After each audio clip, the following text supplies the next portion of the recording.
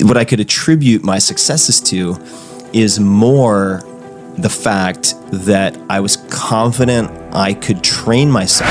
So find a situation where you can be in the room with masters of a craft. But the habits and routines are what help them from going off the rails. I get a lot of questions about how to start meditating, keeping in mind that I had a very severe allergy to the word and concept of meditation for a very long time. I'm David, welcome to Wise Vibes. I've been a huge Tim Ferriss fan since 2008 when he came out with the book, The 4-Hour Workweek. He has achieved so many world records from tango dancing to kickboxing. He speaks fluent Chinese and Japanese. The man has figured out the code to be top class at anything in life. It's amazing. So in this video, I'm going to share with you the 8 success rules by Tim Ferriss, starting off with number 1, outwork everyone. I think what I could attribute my successes to is more the fact that I was confident I could train myself to absorb or tolerate very high levels of pain to outwork other people to win in sports like wrestling, which is all pain, right?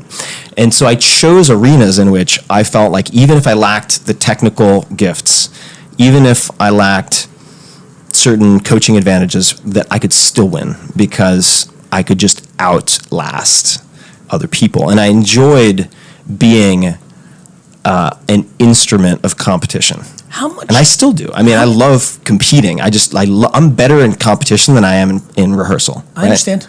Yeah, it's like, it's really weird, but that's just me. I feed off. Number 2, find the right mentors. Very frequently we'll ask someone, for instance, what advice would you give to a 30-year-old just getting started in your industry? What is the best advice you would give? And just as important, I think you should ask, what advice should that person ignore? Or what is the worst advice that you hear repeated often in your industry? What is the conventional wisdom that you disagree with? Those type of questions give you a not to-do list. And it is what you don't do that provides the space for what you can do. Anyone who says, you should do this the way I did it, without any caveats, should be maybe ignored in many cases, but certainly viewed with suspicion. The type of mentors who tend to be the most helpful are those who don't necessarily give you an answer, but they give you a better way of finding that answer. I'm leaving my second job, I want to start my own company, what should I do? And they say, well, I can't tell you what you should do because I don't have enough information, which is a huge credibility point in my mind that they have the awareness to say that. And they said, but if I were in your position, here's how I might think through it. Right? So look for mentors who don't necessarily give you answers, but who walk you through the process of how they might think about making the proper decision given all of your particulars. And I think that's what, in my experience, separates a mediocre or decent mentor from a great mentor. Number 3, learn how to make decisions. Another would be, and I don't know if you've ever had any interaction with Kyle Maynard. Kyle Maynard's a fascinating guy. He was born a congenital quad amputee, so he has his arms end before the elbows and his legs before the knees. Mm-hmm. Nonetheless, he is in the National Wrestling Hall of Fame, like collegiate wrestling, and is the first person to ever climb Mount Kilimanjaro without prosthetics. So he military crawled the entire mountain. He's such a stud. And he was taught by a CEO at one point. The CEO used this for hiring, but you can use it for anything. This particular CEO, very successful, would have his current employees rank prospective employees from 1 to 10. And that's not interesting by itself. His rule was you can't use 7. So I want you to rank them from 1 to 10. You can't answer 7. And what ends up being so beautiful about that and leveraged is that 7 is a safe number. It's kind of like the non-offensive Switzerland of answers. It's not committal. It's not too bad, so you can wiggle out of it. Whereas if you're choosing a 6, that's barely passing. That's not good. If it's an 8, you're indicating you're pretty stoked. Like you're vouching. He forced them to make a decision. Exactly. So you can, I love it. 1 to 10, no 7. And so I've used that, and Kyle has used it for, say, invitations decisions, right? for anything. Invitation to conferences.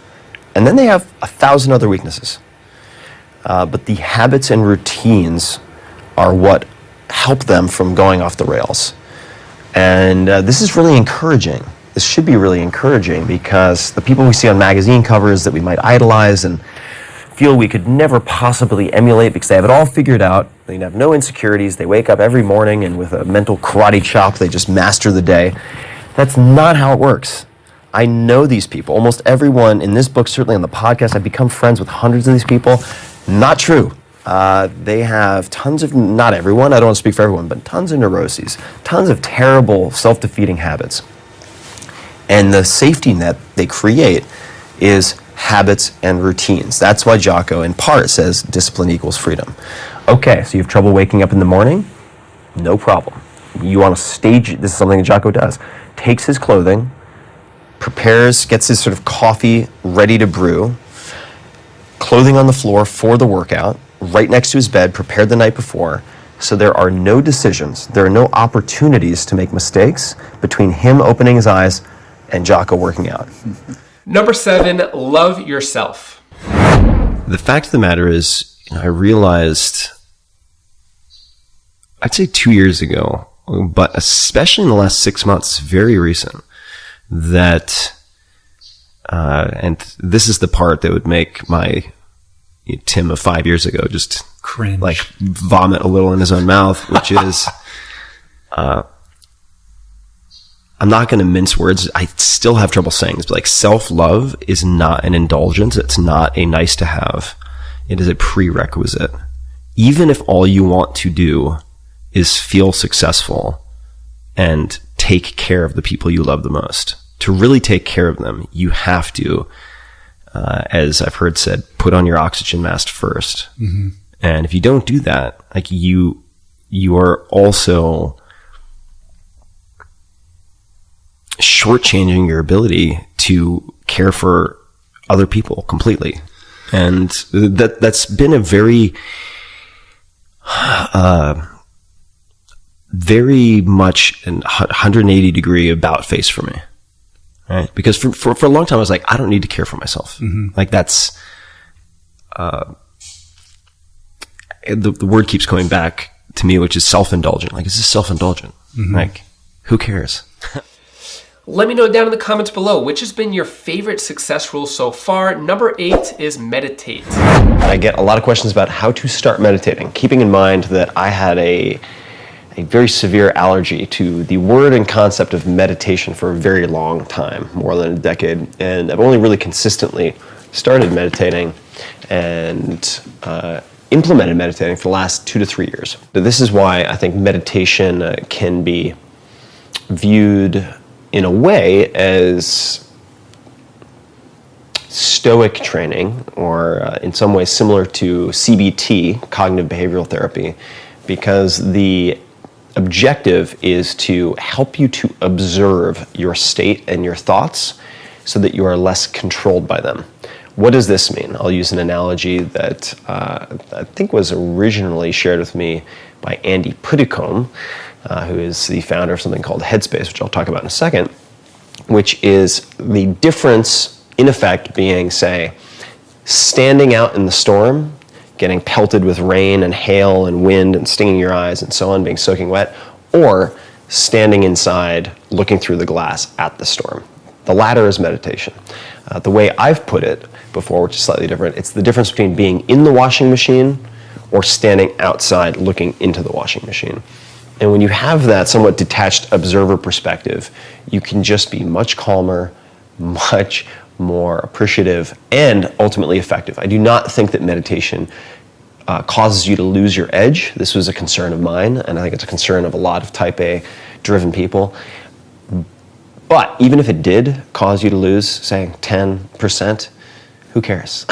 Ultimately, you're trying to succeed and make more money, do all these things, build a bigger business to improve the quality of life for yourself or others, and you achieve that, I think, more directly in many cases by, even if you had to take, say, a 10% haircut on your edge, by improving your present state awareness by much, much more, 50 to 100%. So let's jump into a couple of options, right? So if you're not a dog, because dogs are always present state aware, Then you need some human tools. One option, and this is the way I started very early on meditating, was listening to one song. So find one song that puts you into a good mood, and in the morning, all you're going to do is sit comfortably. So this could be sitting in a chair, feet on the floor, just like this, hands in your lap. You generally are going to want some type of back support. You do not need a dog chewing on a squeaky toy, so I may intervene. Molly, come here. Or we'll grab that, there we go.